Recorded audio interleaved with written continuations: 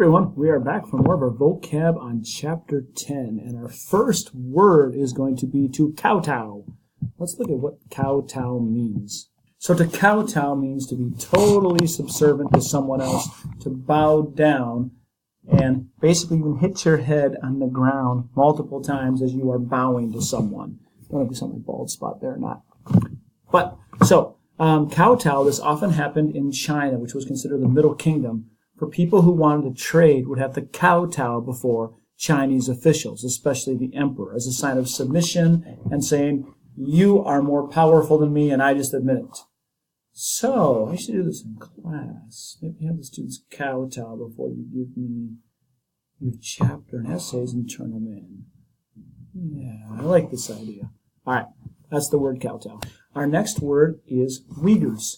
Now, Uyghurs are traditional Muslims who live in Western China. So Islam came in this time period through Arabia, Central Asia, and into parts of China. And this has been a group that's always been kind of in the minority in China. The Han China, the ethnicity tends to be more dominant, and Uyghurs have been a group that they haven't had as much power because there's not as many of them. And they've often faced discrimination and prejudice in China as well. In this time period, the Uyghurs also, though, were very good at trading, especially on the Silk Road. So those are Uyghurs. All right, this next one's tough, and it's a real sign of patriarchy, and that would be foot binding. In China, small feet were considered desirable by men. So upper-class women would have their feet broken and wrapped in a wrap to make them smaller, to look more like this, and have small feet that would go in shoes. It would literally break the bones and they would form and make it painful to walk. And this was supposed to be desirable because little feet were petite and seemed as being like really cute. And also it made the women more submissive because they couldn't do work because their feet were so small. So it's like, as a guy, I'm so rich that I can have my woman with bound feet because she doesn't have to do any work. That's pretty horrifying. Even poor women in China would do this to make themselves look like they were higher class and to get married. It would be more likely to be married if they had bound feet. Definitely a sign of patriarchy that existed in China. It's hard to look at in this day, and it didn't even go away until it was still going on even 100 years ago in some parts of China. So, this is foot binding. Chen or Zen Buddhism is a form of Buddhism that combined with Taoism in China and even went on into Japan, where it took many people followed it. This would be an example of a syncretic or a combined religion that formed in China, other parts of Asia, and Japan.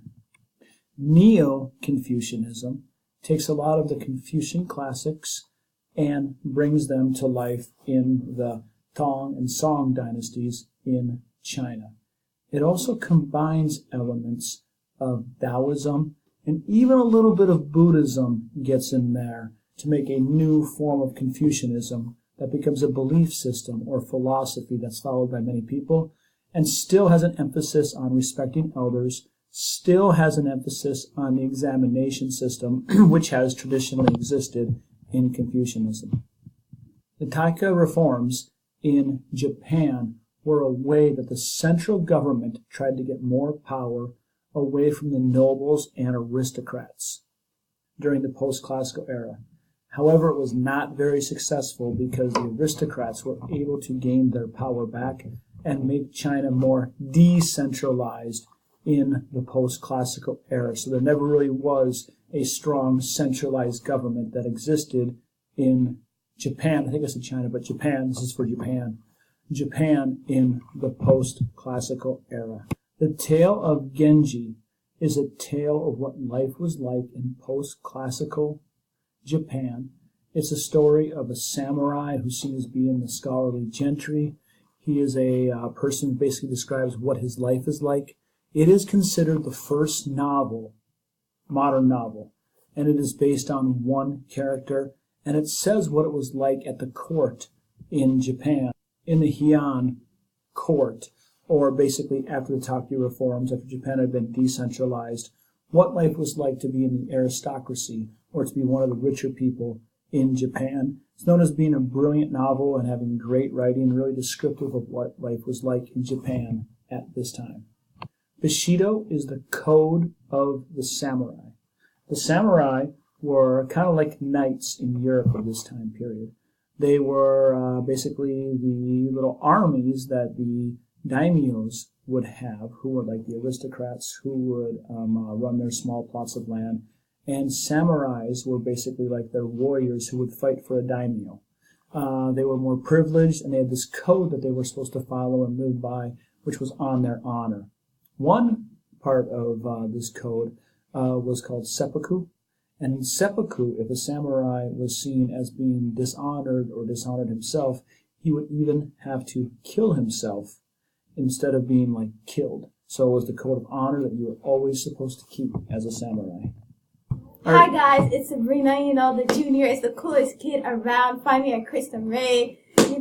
Coolest? Anyway, yeah, I am the coolest Are kid you sure about that? in the state of Minnesota and at Kristen Ray. So. Okay, I want to wait till she's gone and talk smack about her. Okay. 2050, something like that. See you guys. That would be an improvement. Yeah. All right, I'll see ya. That was Sabrina just stopping in to say hello. Let's get to our next word, which is Grand Canal.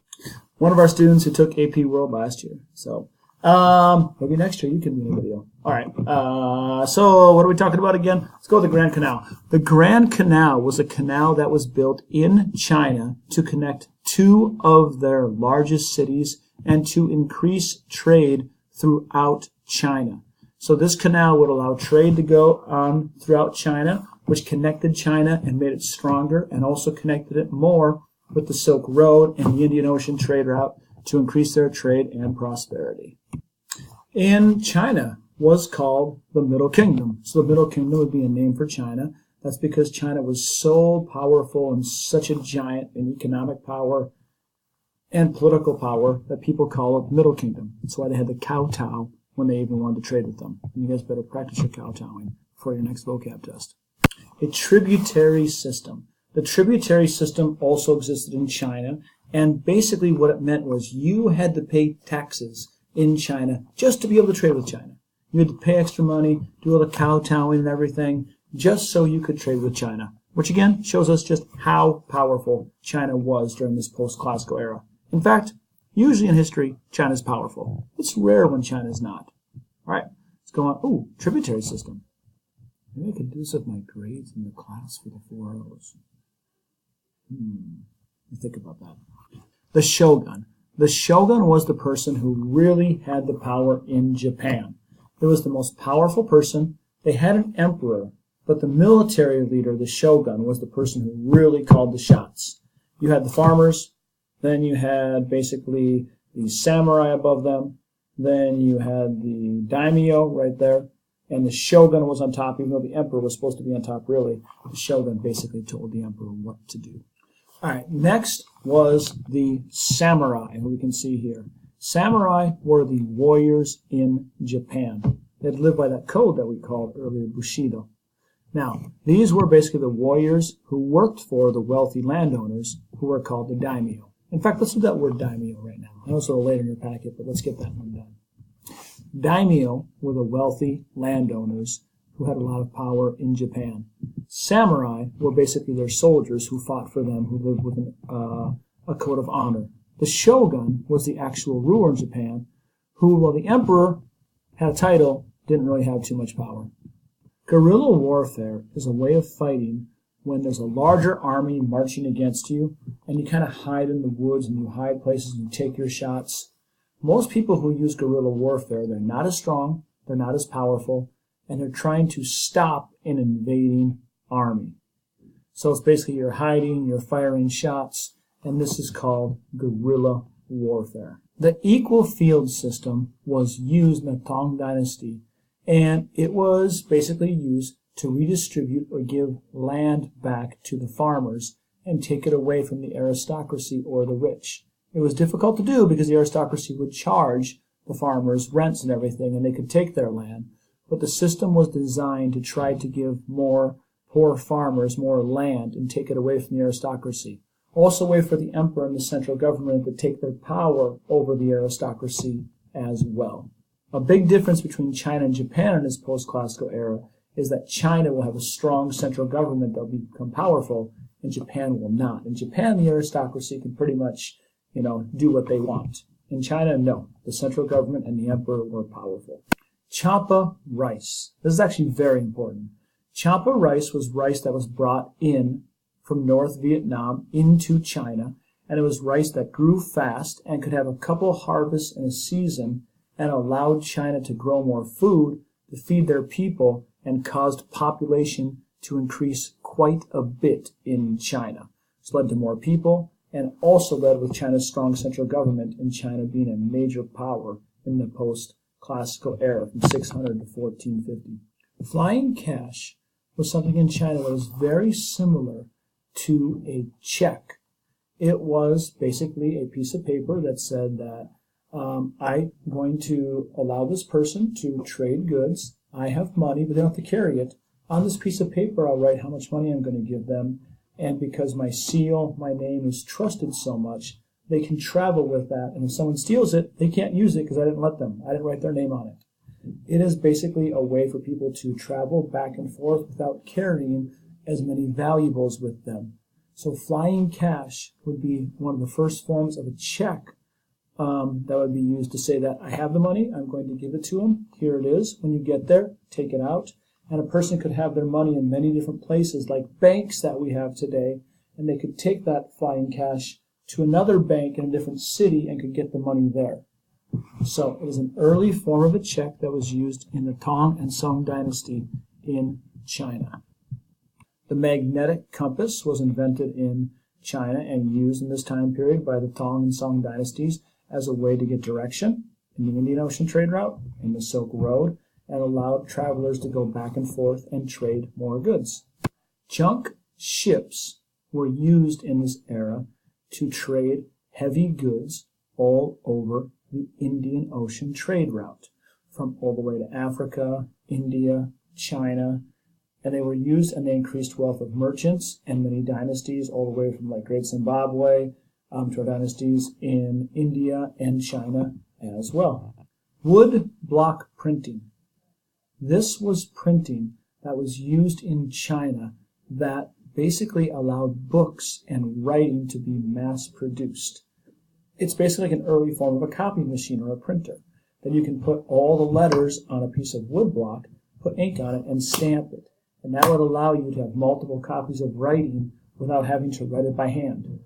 Also as a way not to have mistakes, because when people write by hands, they typically make a mistake where the wood block would have it printed right there. This was used in China hundreds of years before it would reach Europe or other places in the world.